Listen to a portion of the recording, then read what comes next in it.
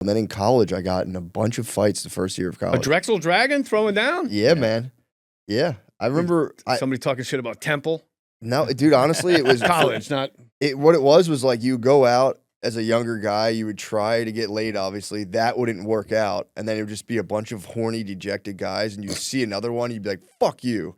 Or I would just be walking down the street and some guy just like said some shit to me, and I was It like, is amazing the strays you catch in your youth. oh, it's crazy. Fucking faggot. That's what got me. I was my roommate, he was like never really there. He'd always go, home a lot. So he had this really nice button-down shirt, and I never like dressed up. And he goes like, dude, you should wear like this. He had this it was like, at the time, a $60 shirt. So I'm like, this is a big deal. He goes, wear this out tonight. This is a big shirt. This is, I want you to dress nice. Wear my shirt. So I wore this button-down shirt, and I went out. Didn't work, I didn't get any pussy, and I was like, fucking shirt sucks. And then I'm walking home, and a guy goes, nice shirt, faggot. And I go, what? And then I just kind of like keep walking. There's a black guy. He was a Philly local. Called me a faggot. And I was like, fucking asshole. And I get a Gatorade. What'd you really say? Huh? What'd you really say? Here's the thing. I just went, fuck him. Got a Gatorade from 7-Eleven.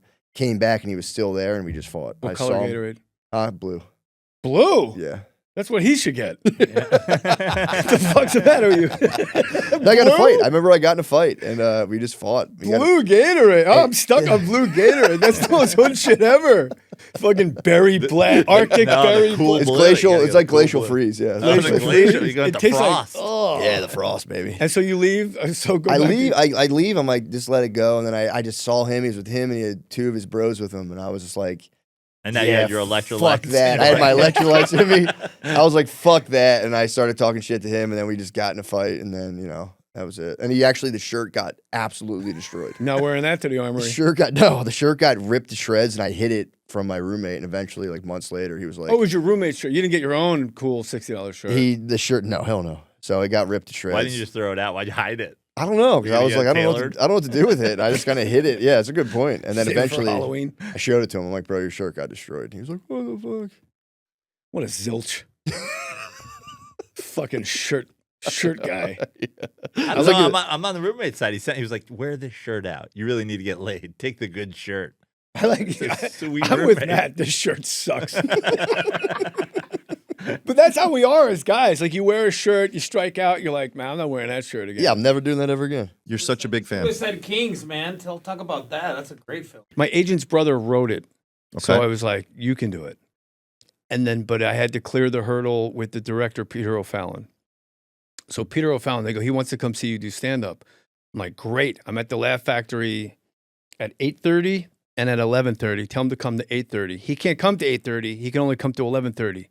I go, that's on a Friday night, that's not going to be good. It gets real rugged. Okay. Everyone's a little drunk, bye-bye. And he goes, well, that's the only time he can come. So I see him in the lobby. I go, just so you know, 11:30, this is going to be a little rough. And he goes, yeah. And he was like, this is the only time I could come. I'm on stage. Somebody heckles me. I don't remember what I said back, but I said something back. And then I just see through the spotlight ice, like just tumbling towards my eye. And I actually get hit in the eye, but not like on the eye, like in my actual moist, like eye, where I'm like, ah.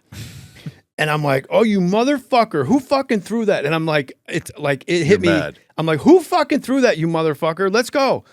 And then like some guy stands up, and he was standing up like, because something spilled on him.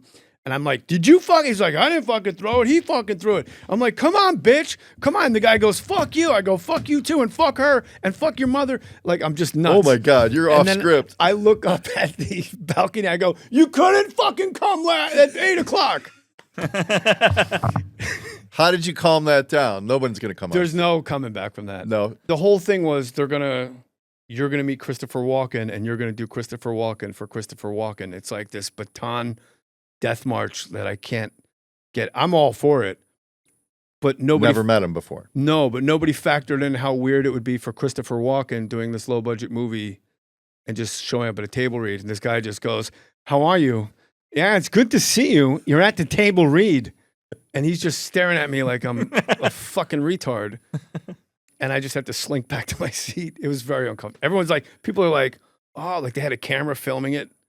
How did he react? He didn't necessarily enjoy it. It just didn't. He was a little thrown. It's just so like if somebody did you to you, Yeah. you wouldn't know they were doing you to you. And I think That's I was probably like, right. I was kind of the first guy to do it. Yeah.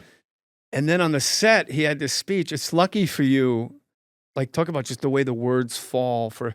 It's like a song. It's lucky for you. I know who I know, and I do what I do. Otherwise, your princess would be chopped mincemeat by now. And I just kept saying that on set, but he had like a whole page of dialogue you had to remember. And he goes, "Would you fucking stop making fun of me?" And I was like, "I'm not making fun of you. I love you." And he goes, "Breaking my balls. I'm trying to memorize all these lines." Oh. So, but then we became friends. Yeah, I saw him at the Copland premiere. I called him Elvis for some reason. I saw him at the Copland premiere, and I'm like, "Elvis." He goes, "What are we doing here?" Watch a movie with strangers.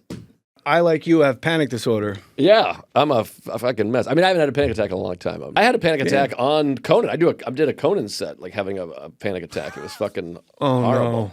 It was awful. Your big symptom is can't catch your breath? Shaking, and then it would feel like I can't catch my breath and quite like dizzy. Like I would, Yeah. everything felt. Mine is I have to shit. Really? Yeah. Oh, I have a panic attack every morning. That's it. Right? That's what you call it? No, I mean, I would have that. I mean, everything would rush down, and I would be like tunnel vision. I feel like I couldn't see anything, and nothing made sense, and I didn't want to talk to anybody. And did therapy help this? Like, what do you attribute it being alleviated? Therapy definitely helped a lot. And accepting your worst fear was like a big thing my therapist would say. And then it's funny because having the panic attack on Conan was actually quite helpful because it was literally my worst fear. And I got through it and nobody even noticed. The show went fine. To me, it was like the most unpleasant thing of my life. And I felt like it was awful. But I did the show and I kind of had this moment of like, well, I can't really have a worse time and space for a panic attack. And you kind of go, well, it doesn't kill you. And then for me, it's like... That's the thing that helped me. My last one was my therapist, I remember from 94, no one's ever died from a panic attack. Yeah, I have to remind myself of that. And then I got big into meditation and just noticing things and going, okay, well, these are all feelings I've had before. Because pins and needles was another big thing. My hands would go pins and needles, and feet or a hand. I'd have a big pins and needles in my face. And I'd kind of remind myself of like, okay, that's just a feeling. That's that thing. I'm not actually dying. Yeah, what else is arising? What do you feel? Yeah. I'm doing trauma therapy now with the blue ball going back and forth to screen, and I follow it. Do you know what I'm talking about? I don't know the blue ball. I mean, I've had blue balls, but I didn't follow it. Yeah, it's just like you follow a blue ball left to right with your eyes. It gets both lobes of your brain going, and it's like, what came up? What came up? What came up? And it's like anything else in my life where there's great progress feels fucking stupid the first quarter of doing it. Right. That you said this in your special, like women are always like, oh, we're just as horny as you. It's like, no, you're not. Yeah, not even close. Like it's all I think about all the time. I'm like, that tree looks like it has titties. You know what, dude? I drove past a Skims store recently. Like the lettering turns me on. It's like round and voluptuous, and I was like, God damn, those letters look fucking hot, man. I You like should check out Love on the Sexy Spectrum. fonts. Getting turned on by fonts. Yeah. How do you feel about What's the hottest font, Matt? Comic Sans? Skims, whatever Skims font whatever is, man. Skims Dude, the is. fucking S has like tits on the. It's nice. Shane made fun of me because I had an idea I thought was good. I was gonna. Shane McGillis. Yeah, I was telling him, I was like, what I'm gonna start doing is because I would argue with my wife. I'd be like, dude, it's been like 7 days. She's like, dude, it's been 3 days since we had sex. You're doubling the time. So then I was like, I'm gonna start putting a dot on the calendar every time we have sex, so then I can actually refer. And he was like, you can't put dots on your family calendar for that. Just so you're like, that's why I'm not crazy because I'm like, I swear it's been a whole week, and she's like, it's been 3 I days. love the idea of your kids trying to figure out what the dots mean. That was like Shane. Dad marks his happy days. That was Shane's point. He's like, you can't do that. They're gonna grow up and be like, ew, that's what those things are. So I was like, all right, fair point. Better they learn. There's like these hyper conservative wife accounts where they're like, Trad wives. and they have their little memes of like, I would never contradict my husband. I always like, satisfy his needs, and I always send those trad wife memes to my wife.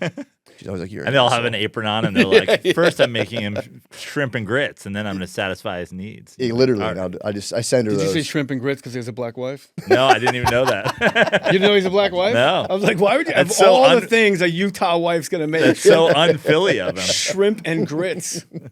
Yeah, that is very un-Philly. Un-Delco of you, for sure. Yeah, man, I'm a pioneer. What is your go-to seduction move with your wife? What's the highest? What's your Tony Gwynn batting average? What works? I'll start throwing out the compliments I've learned. Because before I really would just like reach over and just like grab her tit and be like, I want to have sex now. And that doesn't work. So I'll start the compliments early in the day around like noontime. You really do have to like feather the nest. Yeah. You start the compliments early on in the day, and a little kind of like a little shoulder rubs and all this stuff early. It is amazing, like shoulder rubs. Watching TV, if she's like sitting in front, like that earlobe, just massaging the earlobe seems to be instant. Oh, that's I never thought about that. Or, you know what it is? I'll be like, you know what? I'm going to give you a massage. Because then it's like, you're halfway there. Naked, you're rubbing the oils Doing and stuff. a lot of ass massaging. Yeah. And I'm just so hard the whole time. He's married to a black lady, you have to mention that. Yeah. Fucking racist. Massage is the move, though. Shrimp and grits, big fucking ass, yeah. Massaging her through her little hairnet. She's a sister, yeah. Your wife was a cop? Yeah, for a couple of years. She's an enigma, this lady. A what? An enigma. Oh. Yeah, she was a cop for she told me we had been dating for a couple. Joe's on his toes. I lived in Dominican Republic also for a time. It was cheaper just to send me back to DR and live with my brothers. How are you at baseball? Not good. Here's what I understand. It's an island. The Dominican Republic is an island shared with Haiti. Yes. So it's kind of like split down the middle. Yes. To the west is Dominican Republic. No, it's not down the middle. Like Haiti got the short end of that stick, bro. All right. So to the east is Haiti. Yeah. And to the west is the Dominican Republic. Yeah. Greatest baseball players in the world, Joe. Or that backwards. the Lord has ever known. Yeah. They come from the Dominican Republic. Yes. Not a single Haitian baseball player. No. It's an island. You'd think somebody would throw a mitt over the fence. But they speak French. Nah, sort of. That's why. But how do they not play? And you guys are playing with milk crates for gloves Yes. and using garbage for a ball and Yes. your little brother for a base. Yes. Put the baby out his home plate. Let's go. And not a single Haitian person peeks over the fence and goes, "Oh, that looks like fun. Maybe we can hit our way off the island." Yeah. And then playing bitilla, man. I remember being a kid and watching the guys play bitilla, and I was just like, man, which is basically a broomstick and then two from the 5 gallons of water, the plastic tops. Yeah. And you throw it like a frisbee. So they're curving, they're going, and you got to hit that. And they're playing a full game like that. There's people on bases, the whole nine. That's why those guys hit so well,